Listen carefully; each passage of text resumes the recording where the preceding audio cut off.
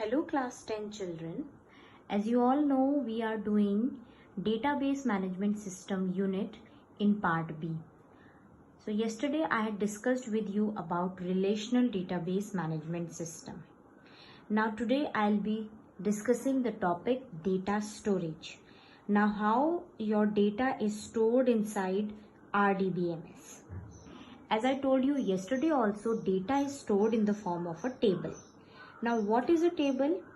A table is a set of data elements or values that is organized using the model of vertical columns and horizontal rows. Columns are identified by their names. A table has a defined number of columns, but it can have any number of rows. Just for an example, suppose there is a student table. Now this table will have defined columns like student roll number, his name, his class, his date of birth. But this table can have any number of rows. That means any number of students' record can be stored in this table. Each row is identified by the value appearing in a particular column, which is then marked as a unique key. Unique key, I told you yesterday also that yesterday in the students table, roll number was a unique key, which helped us to identify two students with the same name.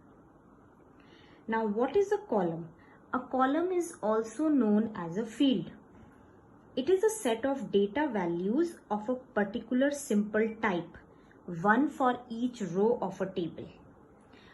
Now, so why we are saying that it is a column of particular type, of a particular simple type? Because suppose it is student's name. This column will have all the values which are in alphabets with the student's name. So that is why we are saying that column is a set of data values of a particular simple type and one for each row of a table. The columns provide the structure according to which the rows are composed. For example, first name or last name, they can be the fields in a row. Student's first name, that can be one column. Student's last name, that can be another column. So this way we can define the column's name. A column is also known as a field. Now next is your row or record or tuple. So a row is also called a record or a tuple. It represents a single data item in a table. A database table can be visualized as consisting of rows and columns or fields. Each row in a table represents a set of related data, and every row will have the same structure. For example, again the student's table, suppose the first entry is student's name, suppose it is X, then student's address, suppose it is Dehradun, then the student's marks, that is 90. So this row, it will have the same structure in this table. So these are the, you can say in a RDBMS, data is stored in the form of a table, and a table in turn consists of your rows and columns. Now next is data types. Data types are basically used to identify that which type of data we are going to store in the database. Fields themselves can be of different types depending on the data they contain. Fields here means the columns. So there can be different data types. For example, again taking the same student table, you will be saving the student's name with all the alphabets. The student's roll numbers will have numeric values. The student's address will have a combination of numeric and alphabet values. Student marks will have a numeric value. Student's date of birth will have, again it can be a combination of your alphabets and numbers, or it can be in date time format. So basically data types identify that what type of data we are going to store in the database.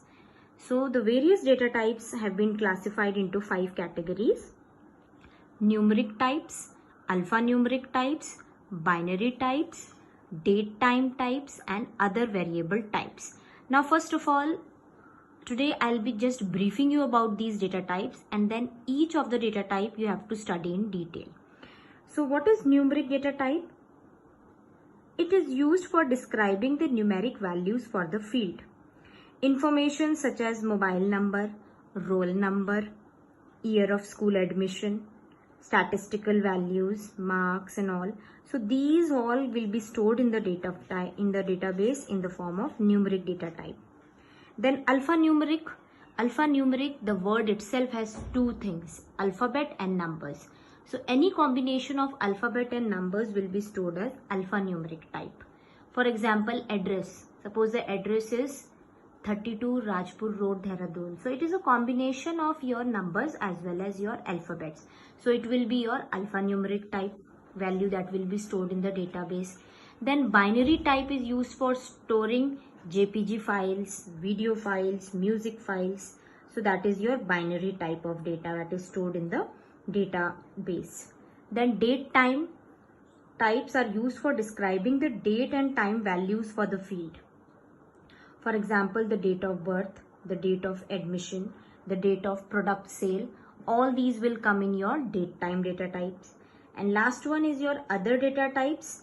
These include a different situation, like you have to store some Java language object in a database. For that, it is other variable types which are hardly used. Just for the sake of convenience, they have been kept. At your level, you will not be using other data types.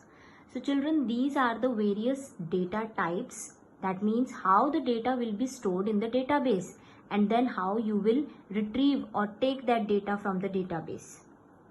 So we'll be discussing about each data type in detail. So that is all for today. Thank you and have a nice day.